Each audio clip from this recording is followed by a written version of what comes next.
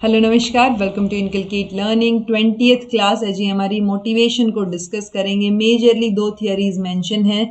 Maslow की theory तो सबको पता होनी ही चाहिए, बिल्कुल ऐसे दिल में छपी हुई होनी चाहिए, दिल दिमाग में, बिकॉज मैस्लो की थियरी हर एक एग्जाम में पूछी जाती है। ओके, और सिलेबस में एक्सप्लिसिटली भी मेंशन है। और रोजर्स की थियरी भी हमने पढ़ी हुई है देखा जाए तो, बट उसको मोटिवेशन पॉइंट ऑफ व्यू से हम डिस्कस कर लेंगे। अदरवाइज हम पर्सनालिटी में या ह्यूमनिस्टिक अप्रोच की जब बात करते हैं तब हम रोजर्स की थियरी की बात करते हैं। ऑल्दो ये दोनों लोग ही जो ये बात थियरीज हैं मोटिवेशन की, ये दोनों ही ह्यूमनिस्टिक अप्रोच की बात करते हैं। Okay, so this is presented by me Raveena. Videos informative लगे तो इनकलकेट लर्निंग को लाइक शेयर सब्सक्राइब जो है आप कर सकते हैं। It's absolutely free. So free में इतना तो बनता है। बाकी पहले की जो क्लासेस हैं वो आप प्लेलिस्ट से चेक कर सकते हैं। ओके, मोटिवेशन होता क्या है? सो मोटिवेशन ओवरऑल एक प्रोसेस होता है जी। कई बार आप मोटिवेशन के लिए वीडियोस देखते हो या किसी का मोटिवेशन लेक्चर सुनते हो, ठीक है, तो या किसी इंसान को देख के आपको मोटिवेशन आ जाती है। सो इट्स अ प्रोसेस कि आपको उस प्रोसेस में क्या हो रहा है कि आपने किसी को देखा, उसकी वजह से एक स्टिमुलेशन मिला कि आपको ये काम करना है या आपको ये एग्जाम क्लियर करना है या आपको नौकरी लेनी है। सो एक कंप्लीट प्रोसेस जो आपको या इंडिविजुअल को स्टिमुलेट कर रहा है, इंड्यूस कर रहा है किसी भी काम को एक सर्टेन मैनर में करने के लिए। ठीक है, एक मोटिव रहेगा हमारे पास, वो मोटिव हमारे बिहेवियर को ड्राइव करेगा जैसे एक मोटर व्हीकल को फ्यूल ड्राइव करता है। सो वो जो मोटिव है वो हमें ड्राइव करेगा, वो हमारे लिए फ्यूल का काम करेगा। मोटिव्स में यहां से क्वेश्चन हर बार देखने को मिलता है। दो टाइप के मोटिव की हम बात करते हैं, प्राइमरी बायोलॉजिकल या फिजियोलॉजिकल मोटिव इसको हम बोल देते हैं। ये यूनिवर्सल मोटिव होते हैं, इनको आपको एक्वायर करने की जरूरत नहीं होती, सीखने की जरूरत नहीं होती, राइट। यानी भूख आपको लगी है, रेस्ट आपको करना है, थक गए हो, नींद आ रही है, ठीक है। सो वो सारी चीजें ये क्या है? ये यूनिवर्सल मोटिव हैं, ये बायोलॉजिकली ही हैं। अब हंगर है, वो भूख लगेगी आपको एक पॉइंट के बाद, राइट। आप पेन को अवॉइड करो या कोई भी चीजें, तो ये सारी चीजें जो पेन हो रहा है या प्लेजर फील हो रहा है, तो ये क्या है? कहीं ना कहीं बायोलॉजिकल या फिजियोलॉजिकल मोटिव आपको नजर आएंगे। दूसरे रहेंगे जी सेकेंडरी या साइकोलॉजिकल या सोशल मोटिव, जो एक्वायर्ड और लर्नड होते हैं। ठीक है, पावर का मोटिव हो सकता है, सिक्योरिटी का हो सकता है, अचीवमेंट मोटिव हो सकता है। पॉइंट ये है कि मोटिव भले ही कौन सा भी हो, दोनों ही मोटिव जो हैं वो नीड से, डिजायर से, या आप कुछ चाह रहे हो, जो नीड या डिजायर से ही निकल के आते हैं।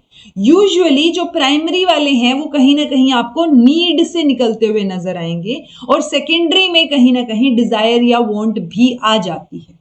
ओके, सो ये आपके दो टाइप के मोटिव रहेंगे। टाइप्स की बात करते हैं मोटिवेशन में, तो इंट्रिंसिक एक्सट्रिंसिक रहेगा। इंट्रिंसिक आपके अंदर से जो आ रहा है कि अच्छा मुझे नौकरी चाहिए, मुझे किसी का मोटिवेशन लेक्चर देखने की जरूरत नहीं है, मेरे घर की स्थिति ही ऐसी है कि मुझे चाहिए ये जॉब, मुझे वो जो 60-70 हजार रुपए पर मंथ मिलेंगे इस जॉब के बाद, वो मेरे घर की सिचुएशन, मेरी लाइफ की सिचुएशन बदल सकती है, right. So that is intrinsic type of motivation. Extrinsic में रहेगा कि अच्छा फलाना कर रहा है, आपको भी करना है, या वो देखो वो आईएएस है, उसको बिल्कुल ऐसे पावर है, चलती है बिल्कुल, सो वो करना है। किसी का मोटिवेशन लेक्चर देख लिया, या आपके पापा चाहते हैं इसलिए आप कर रहे हो उनको देख देख के कि पापा ने बोला है।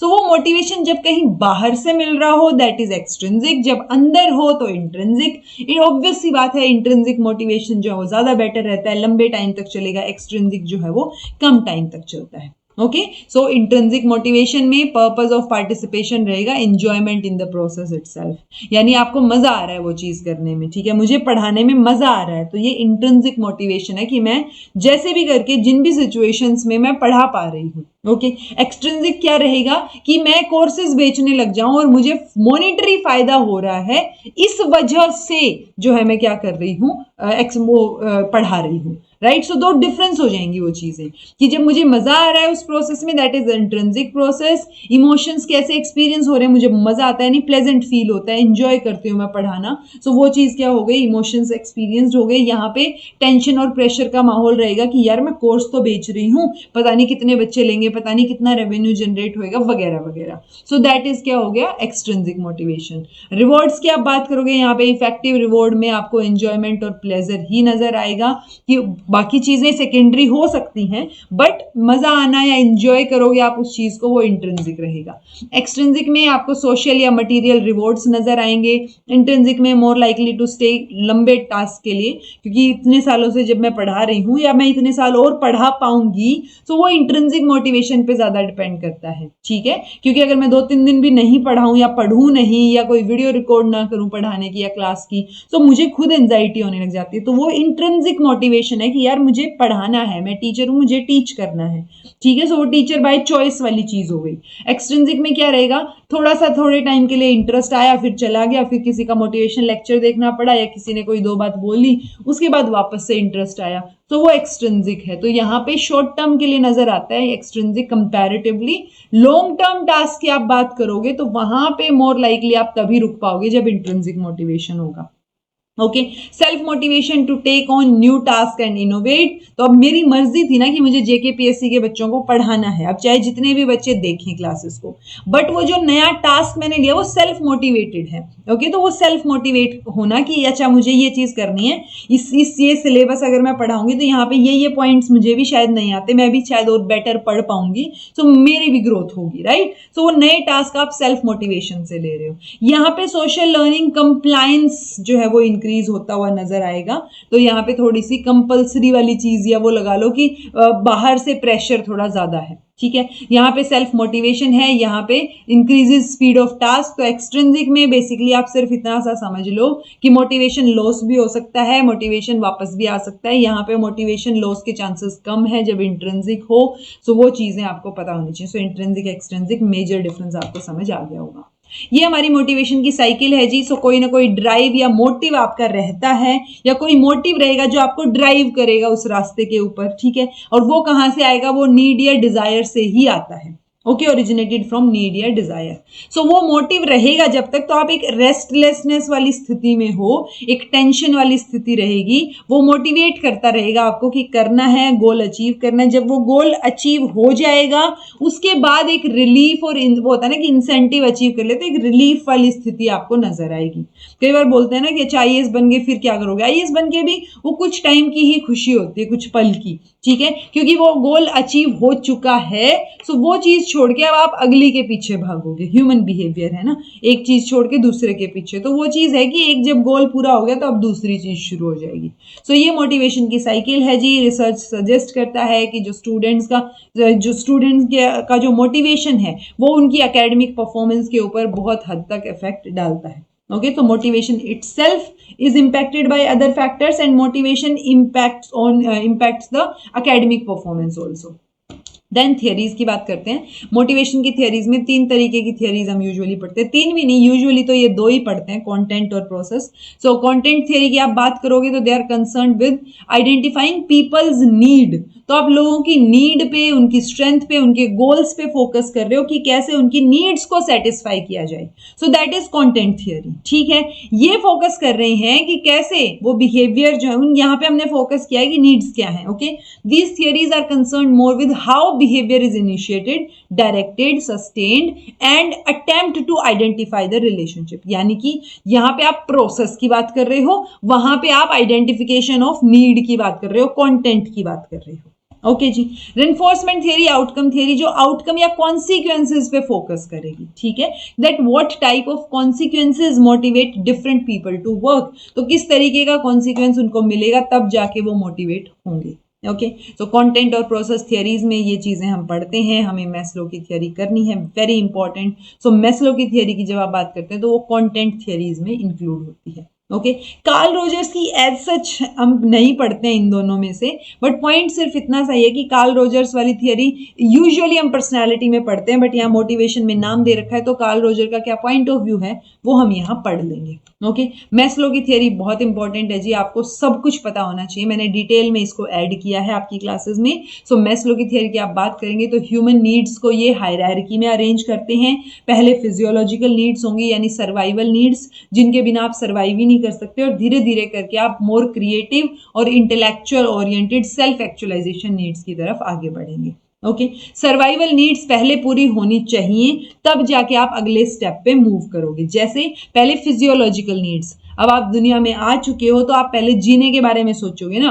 ह्यूमन सर्वाइवल के लिए आपको सांस लेना आना चाहिए, खाना खाना है, चाय पानी कुछ हो, ठीक है, शेल्टर हो, तो ये क्या है, ये बेसिक नीड्स हैं। सो ये फिजियोलॉजिकल नीड्स हैं। बेसिक नीड्स की जब हम बात करते हैं कि ये बायोलॉजिकल रिक्वायरमेंट्स हैं ह्यूमन सर्वाइवल के लिए। ओके। सेफ्टी नीड्स की आप बात करोगे सो ये वो रहेंगी कि जब एक बार आपको रोटी कपड़ा मकान वाली स्थिति मिल रही है तो आप आगे की सोचोगे थोड़ा सा ना, कि आगे कैसे जो है यही चीजें तो चलती रहें और बेटर कैसे हो, तो एक सेफ्टी और सिक्योरिटी की आप सोचते हो उसके बाद, ठीक है। जब एक सिक्योरिटी हो गई, आपको नौकरी मिल गई, अब सोचा जाएगा कि अच्छा लव और बिलोंगिंगनेस की, अच्छा ठीक है नौकरी तो हो गई, अब शादी के बारे में सोचा जाए, रिलेशनशिप के बारे में सोचा जाए।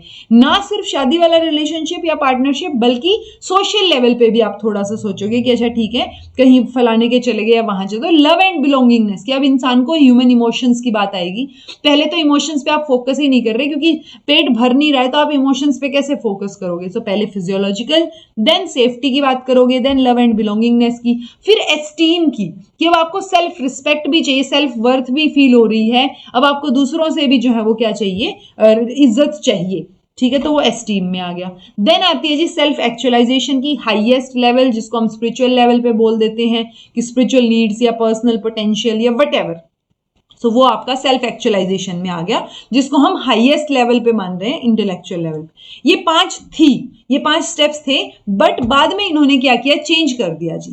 पहले तो ये 5 ही थे, physiological, safety, love, belonging, esteem और सेल्फ एक्चुअलाइजेशन, ये आपको याद होने चाहिए। ओके यहाँ पे भी कई बार ये जब 5 थे तो जो नीचे वाली 2 है उनको बेसिक नीड बोल दिया हमने, कि पहले फिजियोलॉजिकल नीड, दूसरे पे सेफ्टी, तो इन दोनों को मिला के ये बेसिक नीड्स हैं। ओके देन बिलोंगिंगनेस और एस्टीम की बात आई तो ये साइकोलॉजिकल नीड्स हैं। ये फिजियोलॉजिकल थी दोनों एक तरीके से देखा जाए तो, ये साइकोलॉजिकल हैं कि आपको अभी प्यार भी चाहिए, देन आपको इज्जत भी चाहिए वगैरह वगैरह। और ये सेल्फ फुलफिलमेंट है कि आप फुलफिल्ड कब फील करोगे, जब सेल्फ एक्चुअलाइजेशन हो जाएगा, राइट। सो ये 5 थे, तो इन 5 के हिसाब से भी आपको ये पता हो कि बेसिक, फिजियोलॉजी, साइकोलॉजिकल और आपका फुलफिलमेंट वाली। ओके देन बात आती है, मैस्लो ने 1954 में इनको भी ये जो 5 स्टेजेस है इनको 2 पार्ट में डिवाइड किया, डेफिशिएंसी और ग्रोथ नीड्स। ओके तो जो पहले 4 लेवल्स हैं उनको इन्होंने क्या बोला, डेफिशिएंसी, 1 2 3 4, ठीक है। और बाद के जो लेवल्स हैं यानी 5th वाला जो है, देखो फर्स्ट 4 लेवल्स को इन्होंने डेफिशिएंसी नीड बोला और टॉप वाले को इन्होंने बी नीड बोला, यानी बीइंग नीड। बट उसके बाद इन्होंने 7 स्टेप और फिर 8 स्टेप मॉडल इसको बना दिया, तो हम इसको 8 स्टेप मॉडल की तरह पढ़ेंगे। यूजुअली 5 ही पूछे जाते हैं, बट स्टिल ये 8 स्टेप मॉडल आपको पता होना चाहिए। ओके तो ये पहले 4 स्टेप हैं जी, biological, safety, love and belongingness और एस्टीम, ये वैसे के वैसे ही हैं, इनके साथ कोई छेड़छाड़ नहीं हुई है। सेल्फ एक्चुअलाइजेशन 8वें पे रख के बीच में 5वां, 6ठा, 7वां 3 और स्टेप्स ऐड किए गए हैं। 5वें नंबर पे अब कोग्निटिव नीड्स की बात हो रही है कि अगर मेरे पास सब कुछ है, ठीक है, अब आप देखो बायोलॉजिकल नीड भी पूरी हो रही है, सेफ्टी नीड भी पूरी हो रही है, लव एंड बिलोंगिंगनेस भी है, फैमिली है, चीजें हैं, लोग इज्जत भी करते हैं, सब चीजें हैं, बट स्टिल अगर अब ये टेक्निकली आपके पास सब कुछ है, रोटी कपड़ा मकान पैसा security safety everything is there, but still मैं एक ऐसी इंसान हूं कि मैं पूरा दिन अगर मैं नहीं पढ़ी, थोड़ा सा भी मैंने नहीं पढ़ा, पूरा दिन छोड़ो, चलो 1-2 दिन स्किप हो गया, उसके बाद अगर मैंने नहीं पढ़ा या मेरी कोग्निटिव लेवल की जो नीड्स हैं वो पूरी नहीं हुई तो काम नहीं चलेगा, फ्रस्ट्रेशन होगी, चीजें होंगी, बिगड़ेगा माहौल, ठीक है। सो वो क्या है, वो कोग्निटिव नीड है जी, जो आपकी नॉलेज और अंडरस्टैंडिंग, आपकी क्यूरियोसिटी, आप जो एक्सप्लोर करना चाह रहे हो उन, यानी you are in pursuit of knowledge and understanding. So ये जो नॉलेज और अंडरस्टैंडिंग की आप कुछ ना कुछ नया सीखो, कुछ ना कुछ और चीज आपको पता चले अपने सब्जेक्ट से रिलेटेड या इन जनरल। चलो मैं तो पढ़ा रही हूँ, बहुत सारे लोग ऐसे होंगे जो नॉवेल्स या कोई बुक पढ़ना शुरू कर देते होंगे और उनको बुक पढ़ने की आदत है, वो बुक पढ़े बिना नहीं रह सकते पूरा दिन में, उनको पढ़ना ही है थोड़ा सा portion, so that is there cognitive need. Okay so आप नॉलेज और अंडरस्टैंडिंग की जो है उनको ढूंढने में, परस्यूट में आपको वो चीजें ड्राइव कर रही हैं उस तरफ, so that is cognitive need, ठीक है जी। 5वें नंबर पे देन आती है aesthetic need, need related to beauty, balance, उन चीजों से रिलेटेड, ठीक है। सो इसमें अप्रिशिएशन या परस्यूट हो सकती है आर्ट, म्यूजिक, नेचर, इन चीजों से रिलेटेड, कि आप जो है पूरे दिन में अगर आपने इस तरफ ध्यान नहीं दिया तो आपका दिन आपको इनकम्प्लीट लग रहा है, आपको लाइफ इनकम्प्लीट लग रही है। सो आप क्या कर रहे हो, डीपर सेंस ऑफ सेटिस्फेक्शन के लिए, लाइफ में हार्मनी के लिए आप इस तरीके का माहौल या इस तरीके की चीज ढूंढ रहे हो, तो that is aesthetic needs. Okay aesthetic मतलब ब्यूटी। देन है सेल्फ एक्चुअलाइजेशन 7वें नंबर पे। अच्छा, हमने 8वें पे तीसरा है, वो जो 3 मैंने बोला ना, मैंने आई थिंक ये बोल दिया कि 4 एज इट इज है, 5वां 6वां 7वां हमने न्यू ऐड किया है, तो नहीं 5वां 6वां ऐड किया, 7वें पे सेल्फ एक्चुअलाइजेशन रखा जो पहले 5वें पे था, और फिर 8वें पे हमने ट्रांसेंडेंस नीड रखा जो बिल्कुल बियॉन्ड लेवल वाली, जो स्पिरिचुअलिटी वाली बात हम कर रहे थे ना, वो अब यहां आ जाएगी। ठीक है, सो सेल्फ एक्चुअलाइजेशन के बियॉन्ड जो चीजें हैं वो सारी यहां आ जाएंगी। ओके, तो ये 8 स्टेप हैं जी। पहली 4 को हम क्या बोल रहे हैं, डेफिशिएंसी नीड्स, और अगली 4 को हम ग्रोथ नीड्स या बीइंग नीड्स बोल रहे हैं। ओके, सो ये ओवरऑल मैस्लो की थियरी होगी। अब मैस्लो और कार्ल रोजर्स कैसे डिफरेंशिएट करते हैं, आप ये ध्यान रखो, मैस्लो ने फोकस किया है एक, देखो दोनों ही बात तो ह्यूमनिस्टिक साइकोलॉजी की ही करते हैं, ठीक है, ह्यूमनिस्टिक अप्रोच है इनका। मैस्लो फोकस करते हैं हायरार्की ऑफ नीड्स पे, कि एक चीज पूरी होगी तब दूसरी शुरू होगी, फिर तीसरी, फिर चौथी। सो वो हायरार्की की बात करते हैं, और वो आप समाज में भी देखोगे बिल्कुल फिट बैठती हैं वो सारी की सारी स्टेजेस। ओके, बट रोजर्स जो है वो फोकस करते हैं एनवायरमेंट के ऊपर। ठीक है, सो वो एनवायरमेंट वाली चीज आप ध्यान रखिए। रोजर्स एम्फेसाइज करते हैं कि जो ऑनगोइंग प्रोसेस है सेल्फ एक्चुअलाइजेशन का as a potential within everyone regardless of their current need, तो ये ऑनगोइंग प्रोसेस की बात करते हैं। उस प्रोसेस में ये कॉन्सेप्ट ऑफ सेल्फ की भी बात करते हैं, आइडियल सेल्फ, रियल सेल्फ की बात करते हैं, जेन्युइननेस, एक्सेप्टेंस और एम्पैथी की बात करते हैं। ठीक है, सो यहाँ पे आइडियल सेल्फ जो है वो आपको मोटिवेट करेगा कि आप रियल सेल्फ से आइडियल सेल्फ की तरफ काम करो। ओके, तो सेल्फ का जो कॉन्सेप्ट है उसमें सेल्फ वर्थ आ गई, सेल्फ इमेज आ गई, आइडियल और रियल सेल्फ आ गया।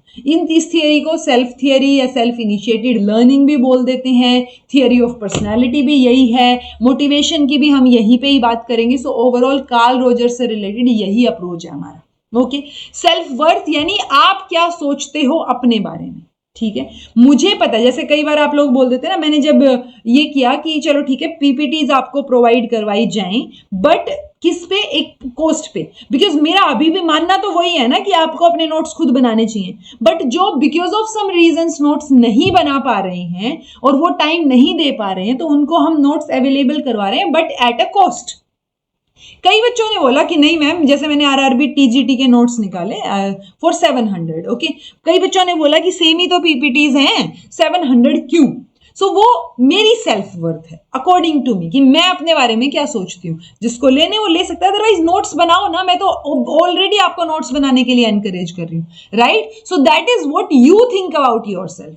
Okay, then self image, how we see our self, यानी ये सेल्फ इमेज जो है वो इन्फ्लुएंस करेगी कि हमारी बॉडी इमेज कैसी है, हमारी इनर पर्सनालिटी कैसी है, हम अपने आप के बारे में अच्छा सोच रहे हैं, बुरा सोच रहे हैं, क्या सोच रहे हैं। ओके, तो ये क्या है, रोजर्स ने जो सेल्फ वर्थ वाली फीलिंग है वो during childhood formed from the interaction की what we think about our self, तो हम आसपास के लोगों को देखते हुए, पेरेंट्स, चीजें, चाइल्डहुड का मेमोरीज, एक्सपीरियंसेस, उसके बेसिस पे जो हमें सेल्फ वर्थ लगती है। सेल्फ इमेज, हम अपने आप को कैसे देखते हैं, हम अपने आप को ब्यूटीफुल देखते हैं, अगली देखते हैं, कैसे देखते हैं। आइडियल और real self, real self what we are, जो हम एक्चुअल में हैं, और आइडियल जैसा हम बनना चाह रहे हैं। ओके, सो उसमें जितनी आइडियल और रियल चीज मैच कर रही होगी, यानी अगर ये मेरा आइडियल सेल्फ है और मैं, चलो वो आएगा ही अभी, तो जो जितनी दोनों चीजें मैच कर रही होंगी वो कॉन्ग्रुएंस में होंगी, अगर मैच नहीं कर रही हैं तो वो इनकॉन्ग्रुएंस में आ गया। जैसे ये सेल्फ इमेज है मेरी और ये आइडियल इमेज है, तो मैं कहीं ना कहीं आइडियल इमेज के पास हूं, सिमिलर हूं कि मैं आइडियल इमेज अटेन कर लूंगी जो मैं चाहती हूं अपने आप को जैसे देखना। सो ये कॉन्ग्रुएंट हो गया, जैसे हम कॉन्ग्रुएंस ट्रायंगल भी पढ़ते थे। ठीक है, सो यहाँ पे person can self actualise. Incongruent में आप दूर हो, आप चाहते तो 6 पैक हो लेकिन आपका वजन 140 kg है, सो वो इनकॉन्ग्रुएंट वाली चीज हो गई। ठीक है, तो सेल्फ इमेज टोटली डिफरेंट आपको नजर आएगी, थोड़ा बहुत ओवरलैप हो सकता है, सेल्फ एक्चुअलाइजेशन यहाँ पे थोड़ा डिफिकल्ट हो जाएगा। ओके, जब एक पर्सन की ये बात करते हैं तो ये 3 चीजों की बात करते हैं कि एक पर्सन को ग्रो करने के लिए जेन्युइननेस, एक्सेप्टेंस और एम्पैथी होनी चाहिए।